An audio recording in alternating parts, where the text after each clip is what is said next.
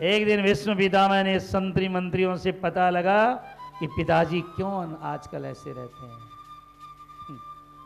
पता चला कि सत्यवती को जब से देखा है गंगा के वियोग में तो ऐसे ही थे।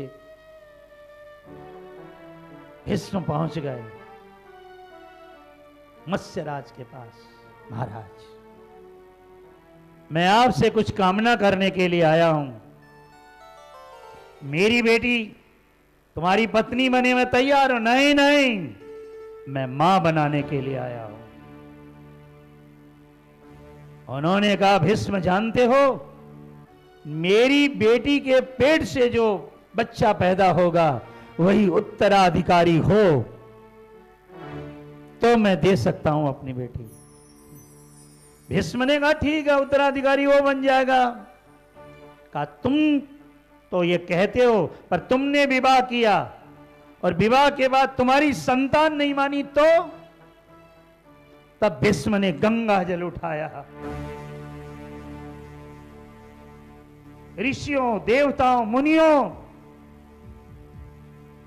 मैं देवव्रत अपने पिता को प्रसन्न करने के लिए कुछ भी कर सकता हूं।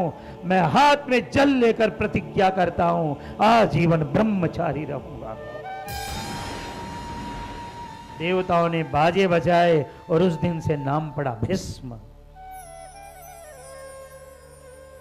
आजीवन ब्रह्मचारी रहूंगा और मैं इस गद्दी पर बैठने वाले की रक्षा करूंगा। चाहे कोई इस गद्दी पर बैठे, मैं कभी गादी पर नहीं बैठूंगा।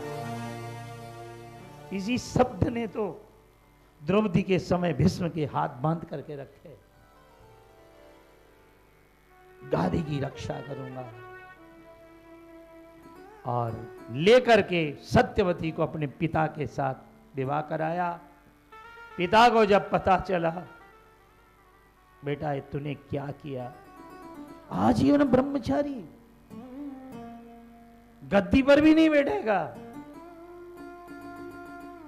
बेटा तुमने 2 काम किए तो जा, तेरा पिता भी तुझे 2 वरदान देता है। लोग कहते हैं बाप की सेवा करने से क्या होगा, बाप की मानने से क्या होगा, पिताजी तो ऐसे ही बोलते रहते हैं। नहीं, जा बेटा, मैं भी तुझे आशीर्वाद देता हूं। ब्रह्मांड में जो आया है वो मरता है, पर मैं तुझे वरदान देता हूं, इच्छा मृत्यु का वरदान। तू चाहेगा तो मरेगा, नहीं तो तू मरेगा नहीं। चाहेगा तो मरेगा। दूसरा, यदि तुमने कभी मरने की इच्छा कर ली कि मुझे प्राण देने हैं, तो लोग मरते समय भगवान का नाम लेते हैं, लेकिन मुझ पिता के आशीर्वाद से दुनिया बनाने वाला अंतिम समय तुम्हारी आंखों के सामने खड़ा।